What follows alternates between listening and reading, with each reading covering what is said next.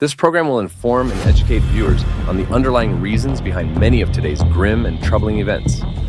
You know what makes you mad? You know that there are bad things coming just over the horizon.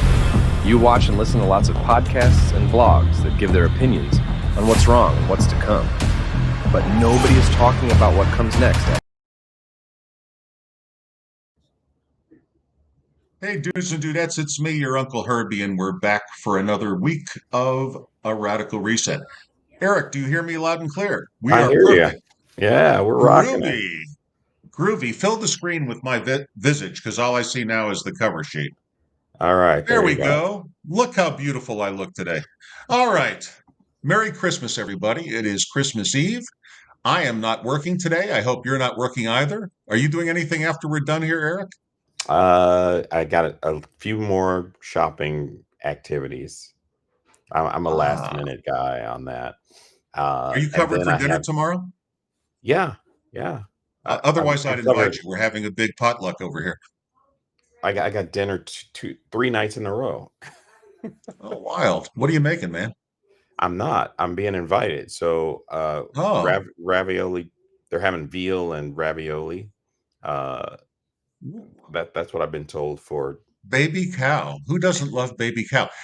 We're having I bought a sirloin strip roast. It's called a New York roast. I'm making that. And a lemon layer cake. And then my neighbors, we're doing a big potluck. We're having leg of lamb. We're having a bunch of Mexican food. If you're in the neighborhood, feel free to stop by. I hope Appreciate you it. guys are having fun today. Yeah. Yeah, yeah. So, we're going to have a fun episode today because we're going to talk about shutting down the border by legalizing drugs, which I know I'm probably the only guy in America who says that's the way to shut down the border. So I'm going to explain myself.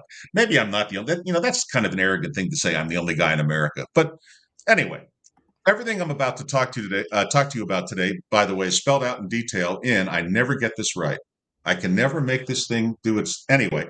My book is called A Radical Reset. Oh no, There it I is. got something for you. Here you go.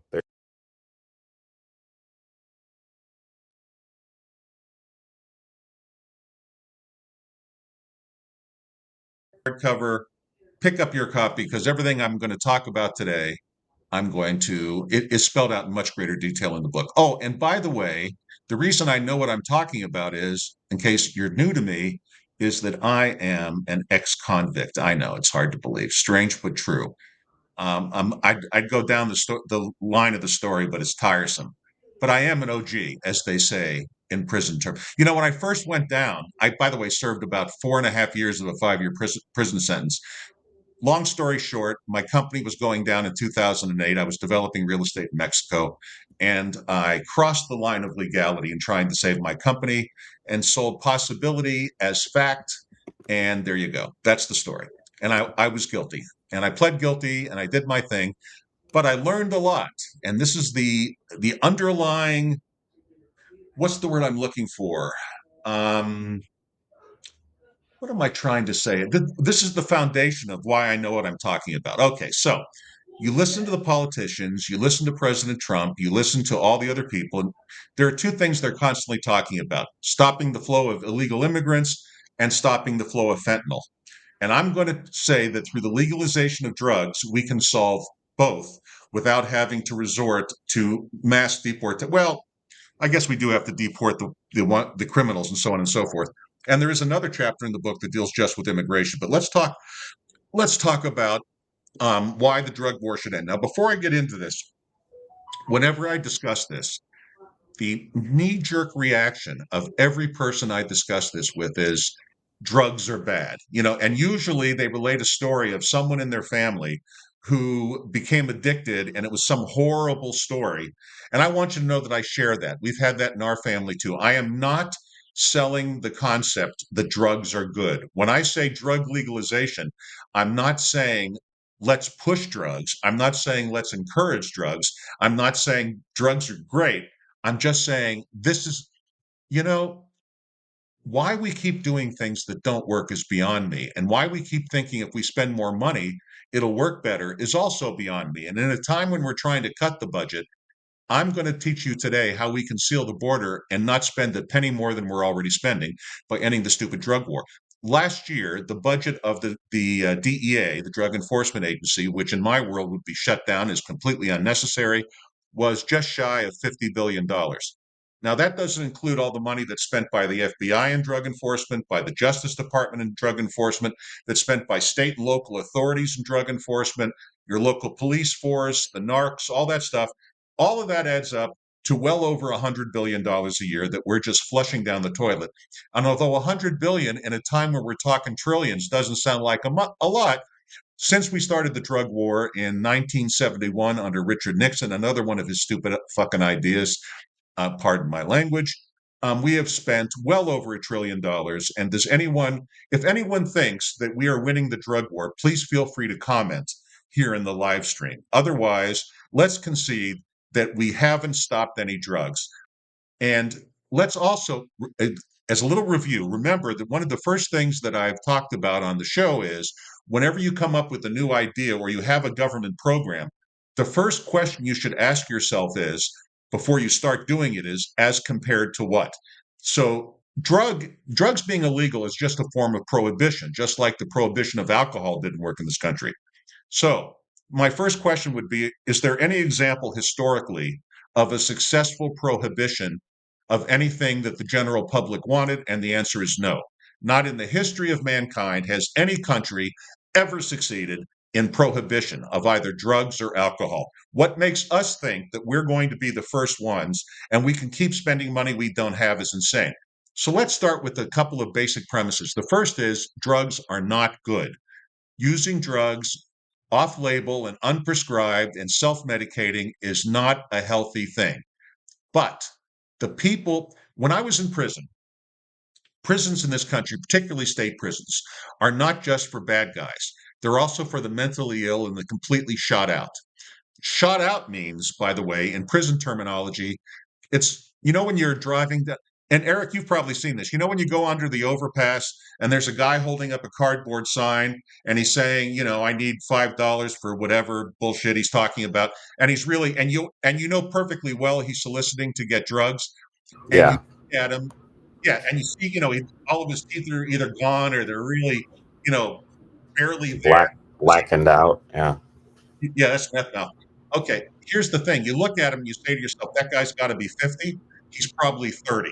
That's shot out. I met guys in prison that looked like they were 70 and they were 40. I mean, this is what drugs do. So I'm not making the case that using meth or cocaine or fentanyl or heroin or any combination or anything else like crack, whatever. I'm not advocating that any of that is good. I'm starting with the basic premise that for this group of people, and I'm talking the hardcore addicts who end up in prison and the hardcore addicts that are basically the customers for fentanyl and heroin and all the rest, their goal in life is not to live a long time. Their goal in life is simply to get through the day they're in. Okay. I spoke to many of them. I knew tons and tons of these guys in prison. And, when you have a lot of time on your hands, I mean, I spent over 1,500 days in prison, if you do the math. And over 1,500 days, I got to know quite a few of these guys. And here's the thing, man, they're not evil people and they commit crimes to support their habit. And their habits are expensive because the drugs are illegal. And that's what funds the cartels to be able to bring the drugs across the border. And the reason that, by the way, our prohibition isn't working and never will work, no matter how many Mexican police or Mexican army people or how many people we put on the border, or no matter what President Trump, who I'm sympathetic to, says, the drug cartels are smarter than our bureaucrats. That's just what it comes down to. We're competing against an entrepreneurial enterprise that has almost unlimited funds and is smarter than our bureaucrats. Bureaucrats have to sit down, to have meetings, to talk about the next technique and yada yada yada. Meanwhile, the drug guys completely know how to improvise and get across. So just to share a couple little tidbits. First of all, the American Border Patrol is completely infiltrated by the drug cartels down south. Now, I know that I'm probably the only guy saying that, but I'm the only guy that actually well, I'm not the only guy, God knows, but I'm the only guy talking on, I guess, a podcast who has experience with this. And in fact, I knew these gangsters firsthand, spoke to them in their own language, that being Spanish, by the way. We had lots of them. And I learned that a lot of the techniques of drug importation, which by now are probably obsolete, but I'll just give you an example. They have been doing this, as you know, the drug war started in 1971. So let's just use that as our baseline, where we started making things that weren't illegal all of a sudden. Like, for example, prior to 1971, LSD was not illegal. Now it is. And although no one's ever died from LSD, and no one's ever been hurt from LSD, and no one's ever overdosed from LSD, it's illegal. Why? You tell me. We've just arbitrarily decided this drug bad, this drug good. It's okay to take, I don't know what, I don't, anyway, OxyContin, unless you abuse. There's so many ways to abuse this. So from birth, there are families that raise their children to join the Border Patrol completely from the beginning, understanding that they are embedded to help the drugs and the people and the other things that are moving across the border get there. I'm not saying the entire Border Patrol is dishonest. I'm sure it's a small percentage, but it only takes a couple of guys out in the middle of the desert at a spot where they should be watching, where they're not watching because they actually work for the cartels. That's number one. Number two, there are tunnels. The primary way that the drug cartels are moving drugs is not through the border, it's under the border. There are thousands of tunnels that have been dug. They have entire families who, like families of West Virginia coal miners, are raised. Again, the children are raised from birth to be miners. The family is miners. And what they do, oh, thank you for putting that up. AI overview. Learn that LSD is an acronym. Did you turn that on? I like that. I've never called it Lucy, though. Anyway, where did that come from, Eric? From me. Yeah, a new little feature. I'm digging it. Is that an AI thing? It's kind of, Yeah. I'm digging that. It's making me rock and roll. Anyway, thank you. So we all know, by the way, I have tripped LSD when I was a kid, and I grew up in Miami Beach. We used to lay on the beach and trip, and I have to tell you, and they used to tell us we were going to have LSD flashbacks. I have yet to have a single LSD flashback. I kind of viewed it back then as my chemical IRA, but it's never paid off. You know what I mean? It's like you put it away, you're hoping for the flashback that never comes. Anyway, basically, by the way, when you use psychedelics like LSD or magic mushrooms today, if you're a happy person, it just makes you happier. If you're sad, don't do it. That's all I'm telling you. It just It'll bring out. increases one or the other, right? Well, you should do it under supervision. I mean, there's a lot of studies that are showing that a lot of these psychedelics are actually good and help, for example, veterans get over PTSD. But let's not go there. Let's get into shutting the border because I was going into digression and I don't want to spend a lot of time. Okay. So putting all that, and all of these things, by the way, are in a radical reset, along with lots of other ways that the drug cartels bring in, and we're just never going to catch them. They're smarter than the police are because they're much more highly paid, which means they can attract much better talent, which means we're never going to catch them. Whether they have to move it by tunnel or submarine, one way or the other, they are moving a lot of drugs into the United States and will continue to. And all this $100 billion a year, give or take, that we spend, we might as well take it out into the middle of the street and light it on fire for all the good it's doing. And when they stop, every now and then you'll see a news story where they got a shipment of cocaine and they lay it all out on a table and they all stand around, congratulating themselves. 9 out of 10 times the cartel set that up for them to catch it because every now and then they throw them a bone. Okay, Correct. so So, because they want the drug police. The number one group of people who want the drugs to be illegal are the cartels. And the reason for that is, and the reason that illegality is good for them, is that it makes the cost of avoiding interdiction too expensive for them to have competition. So they're monopolies within the drug world. Now they'll kill each other between Sinaloa and Culiacan or whatever the case might be, but they don't have any other. There's no small businesses coming in to compete. There's no future Walmarts of drugs because it's too expensive to avoid the cost of interdiction. You know, when you dig a tunnel under the border, the family isn't working for free. Okay, they make millions of dollars. Those people tunneling under the border, they have a great life.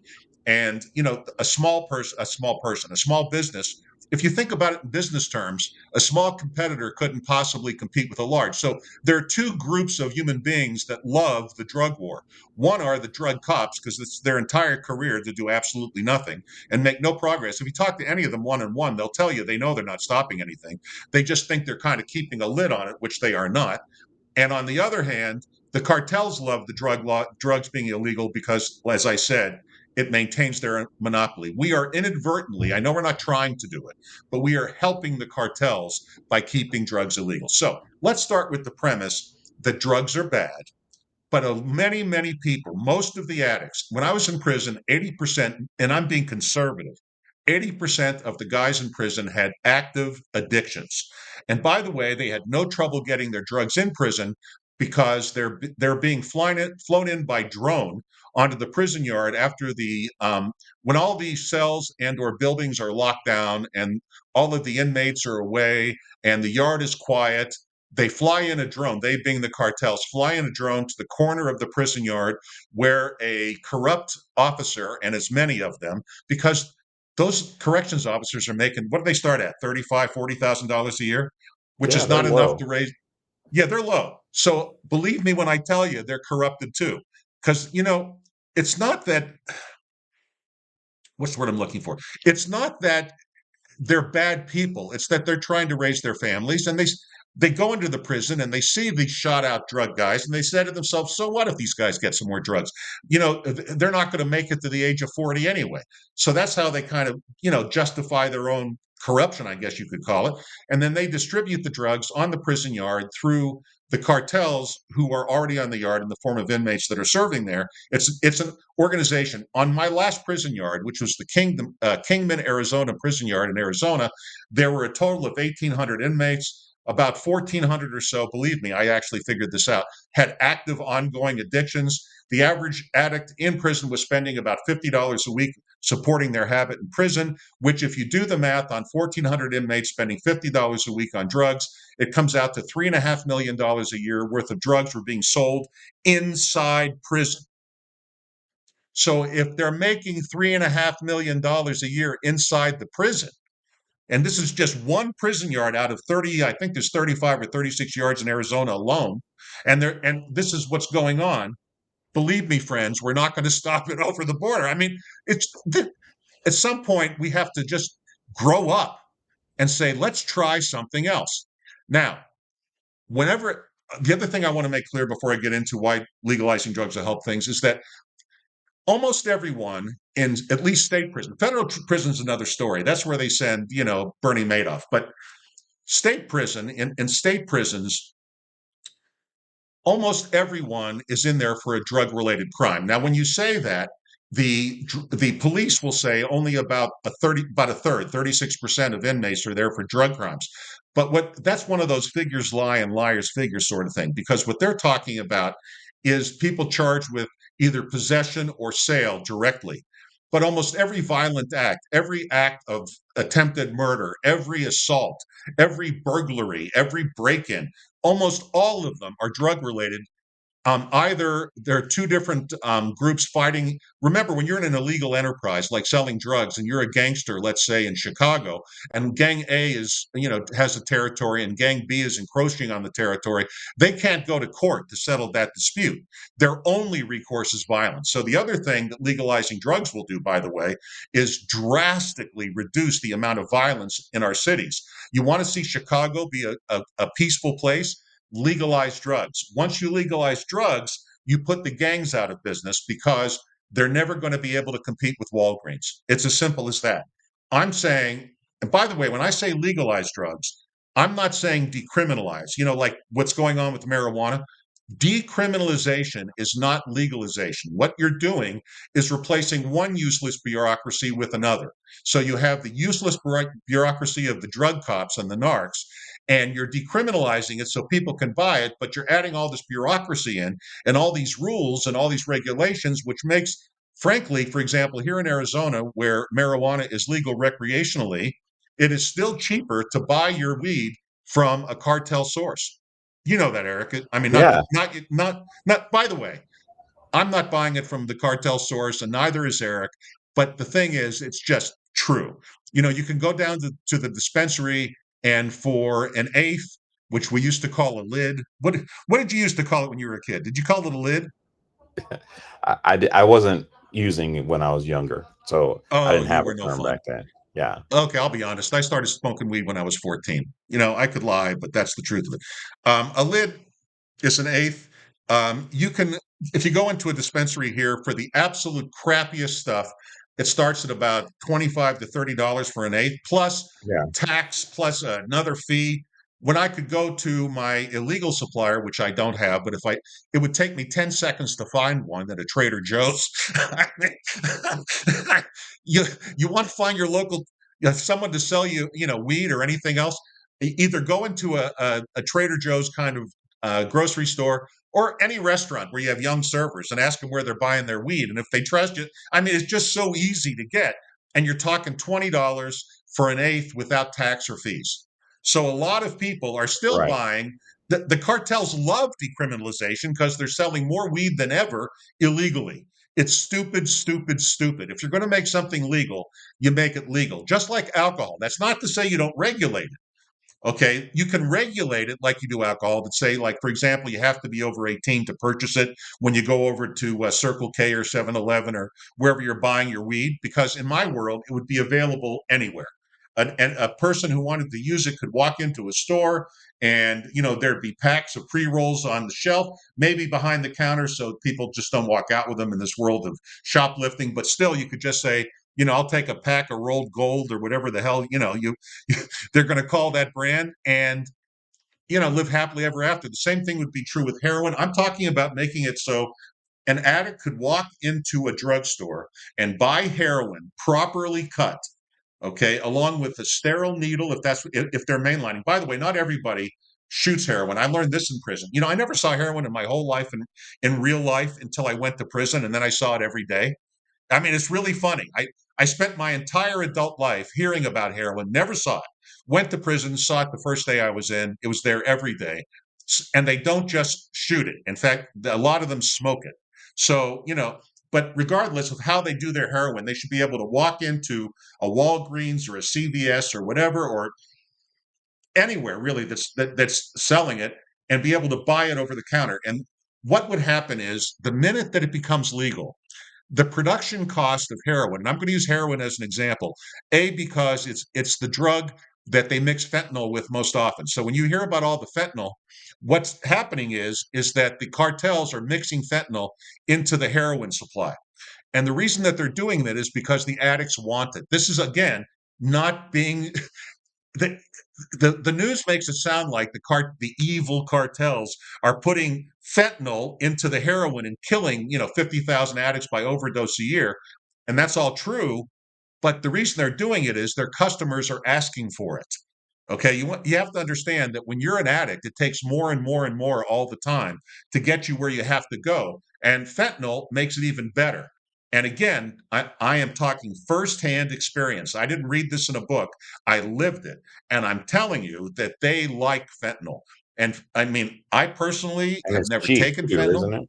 It's cheap It also, is, right? it's cheap. It's cheap, and if they want it, they should be able to have it. So here's what I know. The production cost of heroin is about 5% of what they sell it for on the street. The other 95% is a mixture of the cost of avoiding interdiction. So, in other words, they have to pay the people who dig the tunnels, they have to pay the people who carry it under the border, they have to pay the people who transport it to the various cities around the country. Like, for example, Overhead. when I Just was straight when out I was in overhead. what's that? It's straight overhead, They have 95% they're a cost. business like any other. They're an illegal business, but they're a business. That's right, Eric. And so they have to pay the truck drivers, and they have to pay the loaders, and they have all the things they have to do, and they have to build in a certain amount for loss when the drug cops get lucky and get, grab a shipment or whatever it might be. And the bottom line is the addicts are paying 20 times what they need to pay to support their habit. If heroin were legal and you could walk into a Walgreens or a CVS, then a generic producer, and by the way, it would all be generic because there's no way to patent the formulation for heroin. It's been around for a million years. There's nothing new about heroin. Okay, the addict could walk into a Walgreens and buy it, even with 100% profit for the company producing it. Even if it's costing them 5 cents and they're charging 10 cents for it, they're making 100% profit. And the addict is buying their drugs for 90% less than they would have to pay in the current environment when it's illegal. That translates to they don't have to break into your house. They don't have to break into your car. They don't have to break into your business. They don't have to carry a weapon to protect themselves. They don't have to kill anybody. And all the gangs are out of business because they can't compete with Walgreens on price. Suddenly, every gang in America is out of business. The cartels are out of business, and the addict can support their habit. You could support a full-blown heroin habit on $20 a week. Now, if you guys have ever had an addict in your family, you know that they lie like a rug, they manipulate, and all they want to do is get money to support their habit. And they'll tell you any bullshit story you want to hear. They are the best liars in the world. I'm not saying, by the way, they lie because they feel like they have to, but this would eliminate all that. You could throw them a $20 bill and they wouldn't steal your stereo, they wouldn't sell your, you know what I mean? All the things that today, if you have an addict in your family, you've already experienced, I'm sure, having things disappear and then pretending like they have no idea what happened to it when you know perfectly well they grabbed it and pawned it. All of that will stop. If you walk Every outside, family has one of those too, addicts in oh their yeah, family. yeah. "Hey, When I don't say put your addicts stuff lie, out." they lie like rugs, man. That all goes away, by the way. Now, we're going to save by doing that. We're going to cut down on the drug traffic will go from huge to zero crossing the border because the drugs will be manufactured by drug companies and by new companies springing up. Who knows? But it doesn't matter. The point is the cartels will all be out of business. What that does is it makes the border much easier to police. If the Border Patrol and immigration ICE are not spending their time trying to run down drug offenses. They can spend their time focusing their effort on, for example, human smuggling, which I'm never going to say should be legal. By the way, human smuggling is way overstated. Um, you know, I'll go more. You know what? I'm going to go into human smuggling a little bit. We need to take a break. We're coming into the halfway mark. I promise I'm going to wrap this up fast, but we're going into the halfway mark. So let's take a quick break and we'll be right back. Ready to take your craft to the next level? Imagine faster extractions, purer products, and more profits. Sounds good, right? At Pure 5 Extraction, we've revolutionized cannabis extraction with our game-changing technology. No solvents, no heat, just the cleanest, most natural process on the market. Whether you're a boutique grower or a large-scale operation, Pure 5 has the tools to elevate your business worldwide. Visit pure5extraction.com today. Pure 5 Extraction, because your plants. Window tint isn't just about keeping a low profile anymore.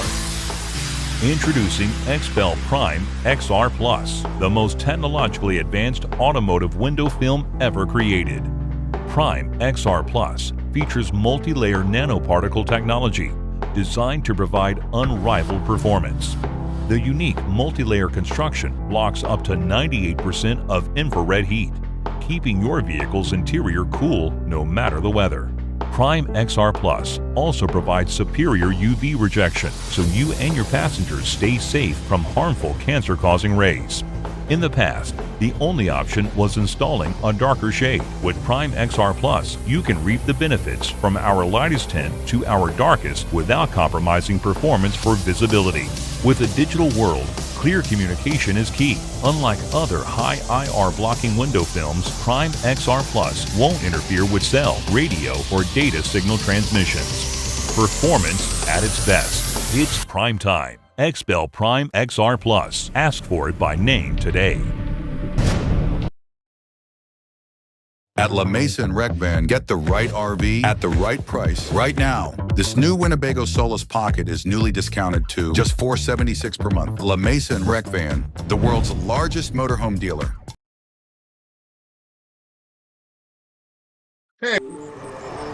This is the all-electric Nissan Ariya.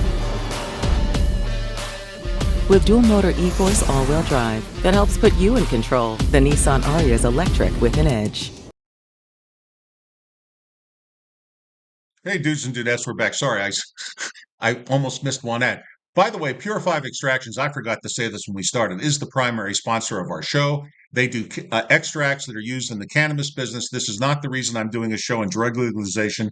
Cannabis is not illegal in the state where I live. I just want to make that crystal clear. But the point is, companies like Pure 5 would come out for all the different drugs and just do a better job. The addicts would get a better product for a lower price. Let me not go into all those other benefits. Let me talk about the border, which is the substance of this show. And by the way, before I go into that, don't forget to like, subscribe, share, do all those things, because you're never going to hear a point of view like what we share here unless, well, we keep going, and you've got to share it with everybody. Okay. So we're spending about $100 billion a year, $100 billion a year. What we have in this country is a huge drug problem. We have 50,000 people a year dying, and I'm using the government statistics. I don't really think it's true, but let's say it's in the ballpark, 50,000 roughly fentanyl-related deaths a year. We have our border, people are pouring across it, and we have our cities full of homeless, and we have crazy people lighting women on fire in subways. So, this is by the way, I cannot imagine what goes through the mind of somebody as he's walking through a subway car to decide to light some poor woman on fire. That's evil at a whole different level, and I'm not here to apologize for these guys. I'm here to try to help our country close that border and do it efficiently. And the way to do it efficiently is to stop wasting time trying to save people who don't want to be saved. Addicts. About 80% of the population, by the way, can use any drug they want without getting addicted, including heroin. I know no one ever talks about that, but it's true. About 20% either become, for example, let's talk alcohol. About 20% of the population of the country use alcohol heavily, and about half of those are flat out alcoholics. But most of those alcoholics, like most of the drug addicts, by the way, can be fully functional. There is such a thing as being a functional addict. But anyway, I don't want to go. I mean, just ask Janis Joplin and Jimi Hendrix, but they both died of overdoses. Neither of them would have died, by the way, if these drugs would have been legal. Just throwing it out there. Okay, so we have $100 billion a year we're wasting. We stop wasting it. So how does that help? Number one, as I've said, the Border Patrol, all that drug chasing, all that worrying about the drugs, all the corruption that's already woven in, all the kids that were raised to serve in the Border Patrol, all the tunnels, all that stuff goes away because it's no longer, they can't compete. It's just capitalism. There's no way a cartel south of the border can compete with a generic manufacturer in Indianapolis. It's just not going to work. It's just not going to work. So we can now take that $100 billion and use it. We won't need all of it. A lot of it to solve the homeless problem in this country. So, for example, in any major city, you see tons of homeless. About half of them are mentally ill, and the other half are just hardcore addicts. By the way, when you hear their family stories, these poor people had 3 strikes against them before the first pitch was thrown. They're born into families where their mother's an addict and their father, who they don't even know was an addict, and he's out somewhere, or he's already dead, or he's in prison. Mom sometimes sells them off as, they literally sell their kids to be used as sex objects. I mean, it's really ugly. Okay. So these people are really, for lack of a better term, hopelessly fucked up. They're not going to be saved. And they're living on the street because they don't want anyone to tell them they can't use drugs. And they're breaking into your home and they're shitting on your sidewalks, all because of the cost of drugs. Okay, so here's what I propose we do. We rent, and the prisons, by the way, again, I tell you from firsthand experience, state prisons are becoming asylum's the wrong word, are becoming hospitals for the mentally ill. I knew tons of schizophrenics and other things that were walking around, talking to themselves and God knows only what. And that's inhumane. We have, like, for example, the guy who Daniel Perry strangled in the subway should have never been on the street. That would have never happened in the world I'm talking about, because that particular guy, that poor fellow who's screaming God knows what on that train and threatening people, would have been in a safe place long ago, using the money that we're wasting now on drug interdiction. So for the people like that, for the mentally ill, we can take part of that $100 billion a year and build state-of-the-art, good, clean, well-staffed places for the mentally ill to go, where they receive the medication they need and have a comfortable, safe place to live the rest of their lives.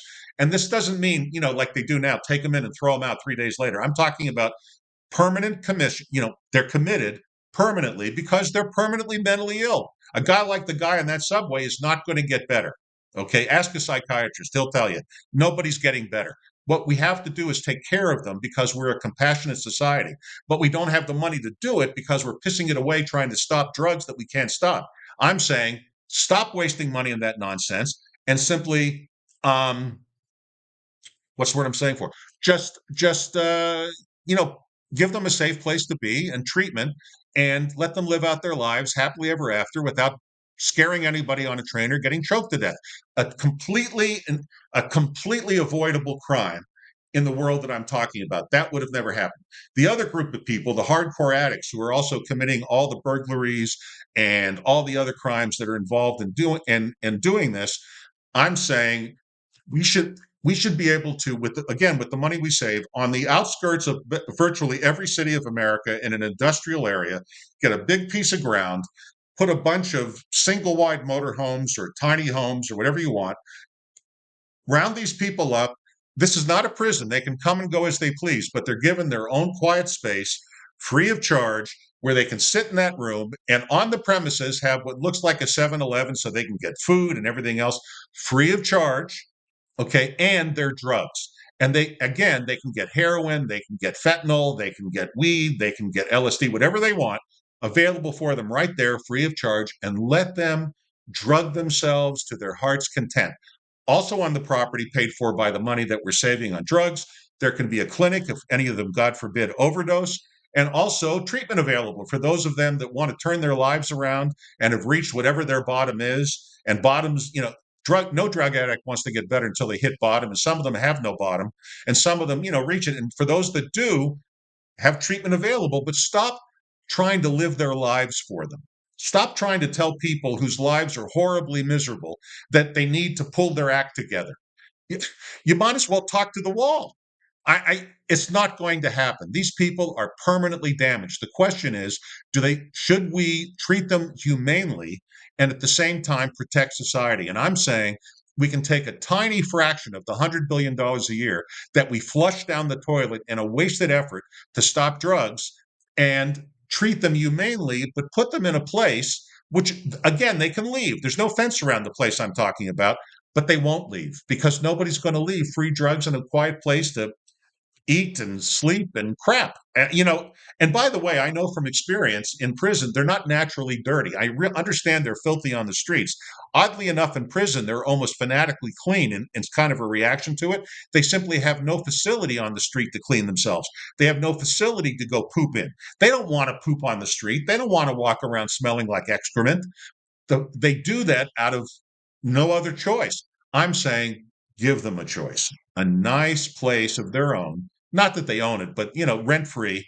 They sit out there on the outskirts of town. They drug themselves into oblivion. They live as long as they live. We have facilities available for them. But what we're doing is we're emptying, there'll be no more homeless on the street, no more mentally ill roaming the subways, and everything is safer. Meanwhile, down at the border, thousands of Border Patrol officers and IMF officers can do what their job is, which is seal the border. I'm all about sealing the border and having legal immigration an ordered way. And by the way, there's a chapter on that in the Radical Reset. I'm just saying we don't have to do what we always do and spend more money. Okay. And now let's go back to what I said to begin with. You always have to ask yourself a question when you do something new and you say drug legalization. The first question is, as compared to what? And we have a modern example of the benefits of drug legalization. And that modern example is Portugal. So Lisbon, Portugal used to be the most unsafe city in Europe. And today it's the safest. You can go to Lisbon and you can walk down the street at 2 o'clock in the morning in the pitch black, and you have nothing to fear because drugs are legal in Portugal. And in the beginning, when they first made drugs legal, and this is what always, whenever you get into this debate, they always say drug use will go up. And it will at first because of the curiosity factor. There are going to be a lot of people that are going to try drugs because they're legal for the first time. They're going to trip for the first time. They might even try heroin just once. By the way, heroin does not addict everybody. It just addicts the addictive. Do you understand what I'm saying? There are people, just like I can have a drink. I can't tell you the last time I had a drink. It's been months, but because I don't really like alcohol, but I can have a drink and I won't be an alcoholic. That's true of Eric too, right, Eric? I mean, Exactly. right. I'm not You don't turn into addictive nature. no, but you might want to try it, just to try it out. I mean, back in the day of opium dens, lots of people, it was societally acceptable. You'd go down to the opium den, you'd smoke a little opium for a while. I've never dealt with opium at all, or tripping on that stuff. But what was the painkiller that they gave me in the hospital when I was having my shoulder done? I'm trying to think of what it's called. Anyway, it's not Demerol, something. Anyway, there are synthetic forms of it, and I can tell you it's extremely pleasant. I mean, look, let's stop trying to fix the unfixable. In Portugal, first usage went up for a little while and then it just crashed.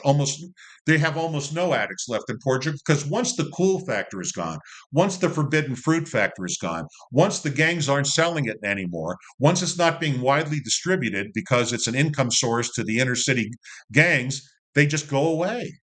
Okay. And again, the addict should be able to walk into any drugstore and say, I need, an 8 ball. I could go into all. By the way, you've never seen so many illiterate people be great at weights and measures as addicts. And when you start talking about the weight of drugs, they all know everything. I mean, I learned all kinds of stuff, Chris. I know how to make crystal meth. I mean, I know that sounds great. I'm not going to do it. I'm not going to do Breaking Bad, but all prison is where we warehouse these people and where they learn how to do it better the next time they get out.